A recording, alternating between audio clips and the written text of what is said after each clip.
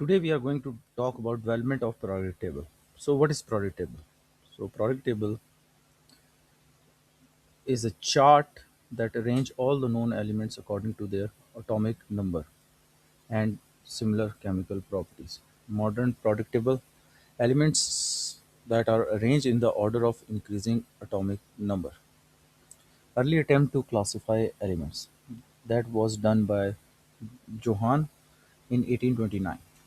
So he grouped element into the set of threes, triads.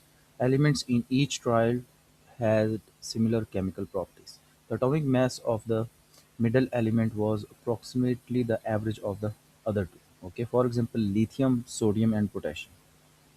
So we know that the average mass of this sodium is the sum of two masses divided by two. So that is average. We will add lithium plus potassium, that will give us the value divided by 2. Work only for a few group of elements. That's the problem with that.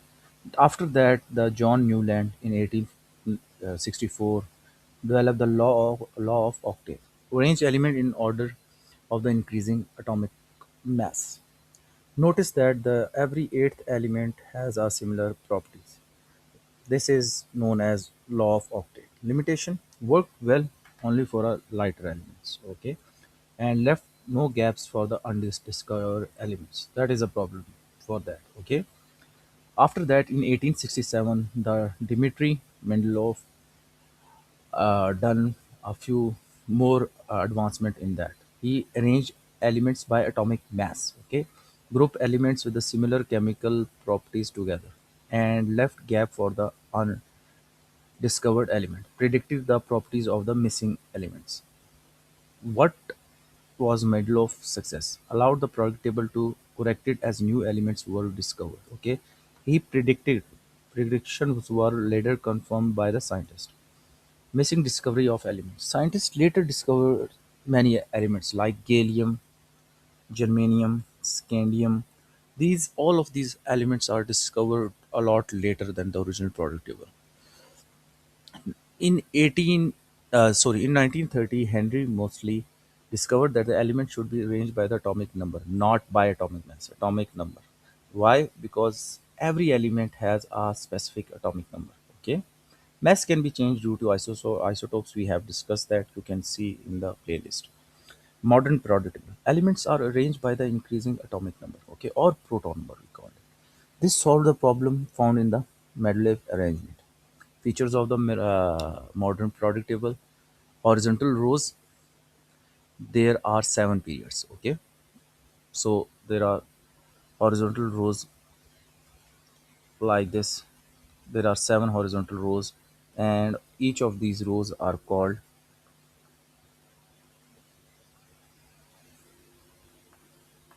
periods. Periods. That is one period, two, three, four, 5, and 6. So number of the occupied element electron shells. Group, there are 18 groups, okay, and in IGCSE we focus on group 1 to 7 and group 18, that is noble gases. Elements in the same group have similar properties. What are groups? Are all those elements that are in these are called groups. If you go straight line downwards, okay, that is called group. That is group 1, 2, 3, 4, 5, and so on till 8. Okay, why? Okay, now the question is, why do elements in same group behave similarly? Because they have same number of valence outermost electron. Okay, for example, lithium has one outermost electron. Okay, so it will lose electron, one electron. Okay, so it is a metal. Sodium also has one electron in its outermost shell. Okay, potassium has also one electron in their outermost shell. So all of them belong from the group 1 element. Advantages of the modern periodic table: arranged by the atomic number, so each one has a specific atomic number. Similar elements are grouped together. Okay, before that it was not done, and that similar elements predict chemical properties. Know that a group 1 elements are metals, and they can react very vigorously when they open to the atmosphere. Okay, understand the trend and relative atomic structure. Okay, sorry, atomic structure. New elements fit naturally into the table. Okay, that's all about it.